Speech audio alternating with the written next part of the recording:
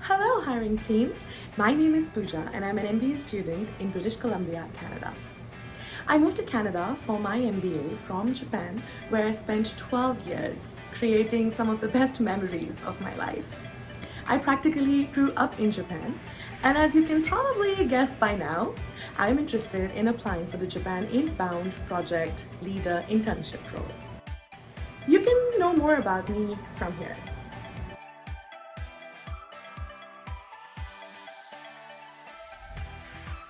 Yes, I do meet all the minimum requirements as outlined in the orientation handbook.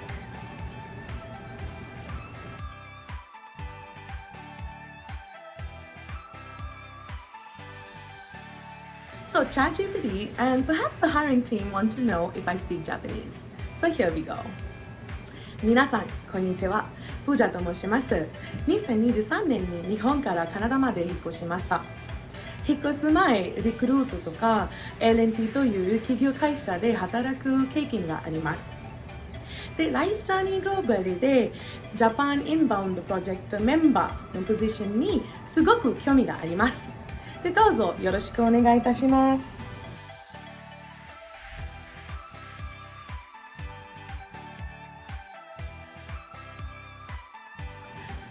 When I read the job description for this position, it transported me back to the days when I myself was an exchange student in Japan. I did my high school in Chikusa High School, Nagoya, and I also did my undergraduation from Ritsumeikan Asia Pacific University.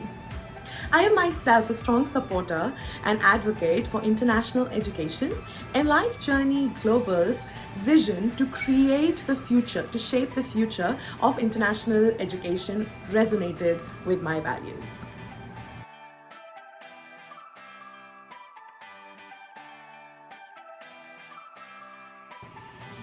From my research so far, I understand that Life Journey Education positions itself as an international education consulting while empowering students to shape their international journeys.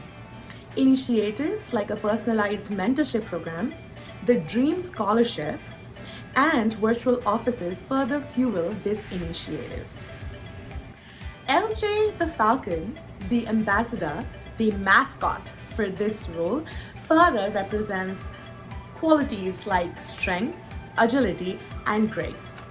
In my opinion, these are qualities that help us stay true to ourselves. These are also qualities that I learned in Japan. For example, the koi fish, native to Japan and China, is known for its ability and its strength and its courage. And this is what I personally learned from my experience in Japan. And I'm very excited at the idea and the thought of joining an organization that stands for the same values as me. My Japanese linguistic ability and the strong network of professionals, universities, and employers that I built over the last 12 years will be the two key reasons for making me the top candidate for this position. My previous roles, where I worked as talent acquisition specialists, involved a lot of reaching out to companies, to candidates, where I learned the trick to outreaches, where I learned to connect with people, and where I developed this habit of maintaining long-term relationships is going to come handy in my role as a Japan Inbound Project member. Furthermore, my own experience as an exchange student in Japan will add to the zeal I have while promoting Life Journey Global's mission and vision. As the founding member of the Japan Inbound Project, I will use my skills in planning, organization, and sales to excel and goals the company and I set for myself. Let's ask our most trusted friend these days to see what they think of my digital tool skill ability. Let's ask ChatGPT. ChatGPT, let's see what you think about my digital skills usage. So as you can see, ChatGPT also thinks that I have a strong ability to use digital tools like ChatGPT itself, Google Docs, Asana, and various other digital tools. I would like to call myself an advanced user of digital tools. To be successful in this role, one strategy that I would inculcate is a relationship building approach, not just with the candidates, but also with the partners in these countries, especially Japan in this case. I would also openly share my experience as an exchange student while conducting business so that our students feel that they can trust somebody who's been in their shoes a few years ago. I also believe that partnering with our partners as the partner of the year could be a good idea for us to maintain a long-term relationship with certain key partners in the region, and to educate and show our prospective students and employers who we are, what we do. Storytelling is of primal importance. And this can be achieved by, of course, sharing my own experiences, but also leveraging social media and the following that Life Journey Global has on social media to make sure our message, our vision, our mission reaches the maximum number of people.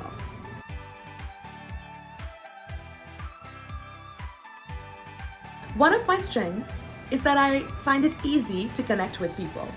I'm a people's person through and through. This way, it's easy for me to get people on board with my ideas and work towards a common goal. The other strength that I have is that I love challenges. Be it a challenge like scuba diving, which I have done a lot of in Japan, in the Izu Islands, but also challenge when it comes to work. I love challenging projects that allow me to use my experience, the skill set that I have developed as an MBA student in achieving the goals. I particularly enjoy working in new or start-up projects that I can help develop and build out. I am a creator, and this quality helped me in my previous roles at the Recruit Group and Content Square, where I was one of the founding members of the teams that I further built out. I'm also very organized, and I love planning. And this organization and planning doesn't come as a response to something new added in my life. This is my constant state of being. And this allows me to manage multiple projects at one time while ensuring that they are delivered on time with the best quality. I find it hard to collaborate with people who lack the same zeal and motivation as me in the project that I'm working on.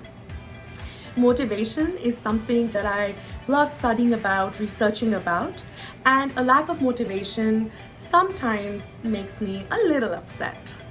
The second weakness is that I'm a very forgiving person. And while this may not really sound like a weakness, it does tend to prove as a weakness. For example, in my recent role as the MBA Games overall captain. So just to give you a little brief about the MBA Games is a premier business competition with top schools in Canada competing against themselves. So I was the overall captain, managing 3 teams of total 40 people. And there were a few people who did not meet deadlines, and then they did not produce the output of work that was expected off of them. And I found myself forgiving them frequently. I later then realized that 2 weeks before the competition, we were not where we wanted to be. And that's when I introspected and realized that I need to have boundaries, respectful, healthy boundaries. And then I communicated the same with those team members and started holding people accountable for their actions. The output significantly improved since then. So my biggest learning from this experience was that it's healthy to have some boundaries of professionalism.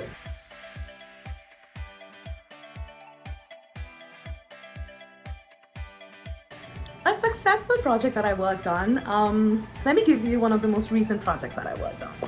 So I worked for the MBA Games. I was the overall captain and I managed 40 people. Quite challenging, but fun. And my university, the last time they won this was 10 years ago. So as my team was moving into the games, the expectation was that, okay, this year is going to be no different. We're still not going to, be recognized at the national games again this year. But I wanted to change that. And for me, when somebody tells me something that I cannot do, based out of not logic, like based out of just their own opinion, I challenge that, and my zeal to achieve that becomes even stronger. And that's what I did in the MBA Games. I was in it, I motivated my team to see a common goal. I worked through every challenge that was presented, and these challenges ranged across getting sufficient funding for the games.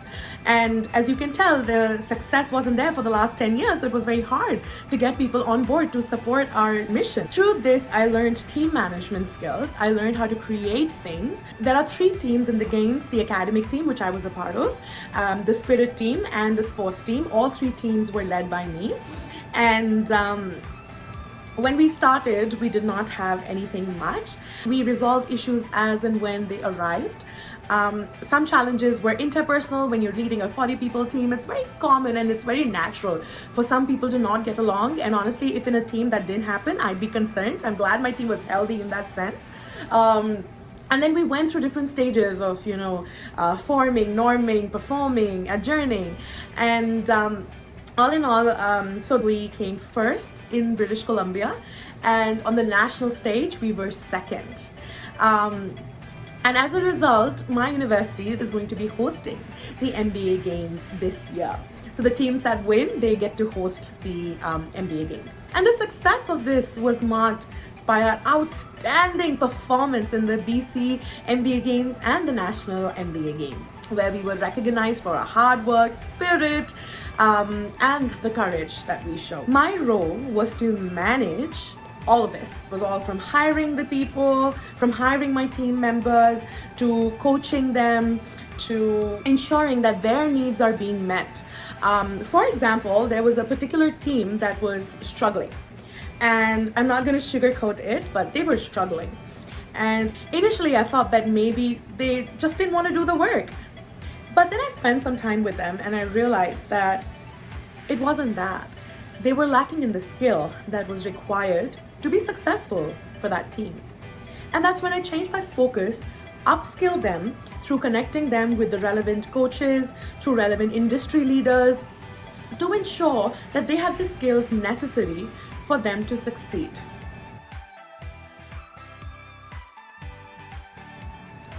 My career goal is to connect Japan with the rest of the world. I see myself as a successful project manager working with companies expanding to Japan. A couple of years down the road, I want to head divisions like these.